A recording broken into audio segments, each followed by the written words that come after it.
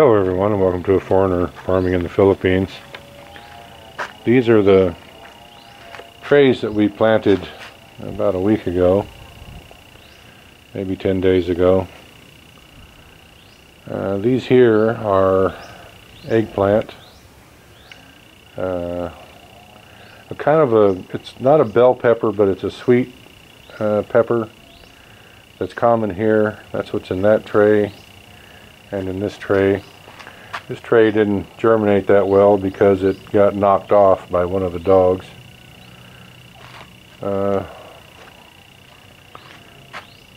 see what's in there. I think that's tomato. That doesn't look like tomatoes to me. Let me look around here, and yeah, they are tomatoes. Tomatoes there, tomatoes there. All these are tomatoes all around the corner here. This tray here got knocked off as well. I'm going to have to bite the bullet and make us an actual propagation stand somewhere where the dogs aren't so highly involved in it. These are peppers that we started before. Those are about 3 weeks old, I'm thinking.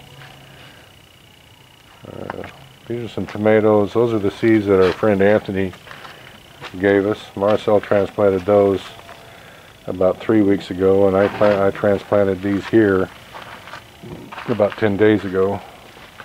She's crowing how much better hers are doing than mine, but I told her she had a 10-day head start. That's my excuse anyway.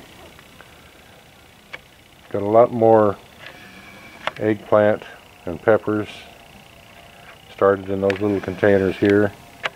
We're going to be doing a planting frenzy. Hello, Gray Dog. Gray Dog. Yeah. He knows the name I've given him now. I think he's a beautiful dog. Marcel doesn't like him much because he's kind of got an attitude. But I think he's a beautiful dog, and I think he's the father of Nini's puppies. She kind of looks like a python that's just eating a calf there. Look at your belly, Nini. Little fat dog. Little pregnant dog. She's going to be having puppies, I would say, in less than a week. I'd have to go back and check the videos of that when we think was the conception date. Anyway, more peppers here. And we're starting to get a little some kind of a leaf wilt here, leaf curl in these plants here. That's why we separated them from the others. We're going to go over to the nursery in Ubay next week, maybe this week, and get some carbonized rice hulls. It's what they use for starting their seedlings. And we're going to get, I'd like to find a source for it here. All we can really get are the ashes, but I'd like to get the hulls before they're completely ashes. Only source I've seen for like perlite and vermiculite is in Manila, and we're a long ways from Manila. I don't know of any place here on Bohol we can get it, but we're looking for it. But anyway, I'm going to get the carbonized rice hulls, and I'm going to make at least 10 hanging pots for tomatoes. Don't know if I'm going to use pots. I'd like to use 5-gallon buckets, but I don't know where I would get those here either. I'm just going to run a string of wire, some bedding wire, between these coconut trees. I'd like to eventually go all the way around here and hang all these with tomatoes and see if we can conquer the virus problem that tomatoes have here. I think some nice vine-ripened red tomatoes would sell well here, but you never see them because you just can't get them to get past that stage of where they set fruit and grow for a while, and then the disease gets them and they die with the fruit on them. These here hills, we planted these hills. It's actually more like bowls. I think it's going to be much easier to water them this way. We planted them in rows over on the other side just because that's what we had. I don't like planting melons in rows because the fruit's heavy and it'll go down into the valley, and then every time you water it, it soaks your melon, and if there's any little nick in the skin at all, then it'll rot that fruit. So in these hills, planting them like this, you only water in the center, and everything else, the vines radiate out from that like a spider's web, and so everything, the vines and the fruit stays dry. We planted a lot of these hills, over 30 of them, and they're all coming up well, doing really well. The melons that we grew before, or that we're growing now, seem to be having no problem whatsoever with any kind of disease. Marcel wants to sell these in town, and if we can get these up and going well, we'll build a trailer so she can take it into town behind the multi-cab, and we'll just have a little truck patch garden. Always do what the lady says, and that's what she says she wants to do. All these hills have come up. All those back in there were planted. Well, the sun's actually coming out. It's been cloudy and it didn't rain last night, but it's been cloudy for several days here and raining. That's the first sun we've seen in a long time. This corn that we planted last week, 10 days ago, is all doing really well.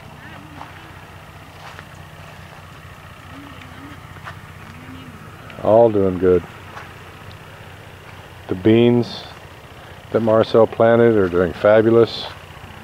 It'll be time to soon it'll be time to start trellising those up. And right now they're out there, they're planting the sweet peppers. If I can navigate through here. I don't know what's happening with this little baby coconut tree here. It's not looking real happy. Something's happened to it. Maybe we disturbed the roots when we were digging up this soil here.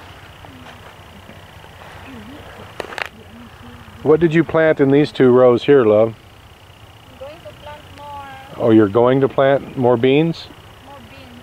Okay. It's like my ampalaya. It's not going all. Yeah, only some. Only some are coming up. Yeah, ampalaya. So this section right here is going to be everywhere where you're going to need trellis? Yes. So I will plant further. And this one is pepper. Where's your eggplant section? Talong there. Guys, it's very hot. Oh, the sun finally came out. I was just mentioning that. Yeah, because why you mentioned? I know, it's all my fault. I just talked about it and here comes the sun. I know why the sun is come out. It's all my fault, right? Yeah, because you did not wear hat. Oh, that's what it is. Just because I'm walking around without a hat, the sun's gonna get me. It's gonna pay me back.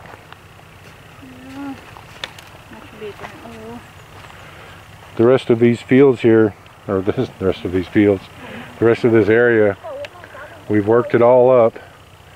I was wanting to water this, just flood it down the rows, each row, but I don't know how well that's going to work because I don't think the channels are deep enough, and I don't think the walls are high enough, but we'll give it a shot. It's just going to be 1 row at a time. I know I'm going to have to go back through here. I'll spend a lot of time redoing these rows because it's, as you can see, they're not straight. I didn't lay these in. It would be nice if they were basically straight and then angled off at about 25-degree angle so that the water would go down a bit more easily. But it is what it is. We'll get it watered one way or another. I really don't want to sprinkle it, but we could do that as well. I did find some of those magazines that Christopher brought me.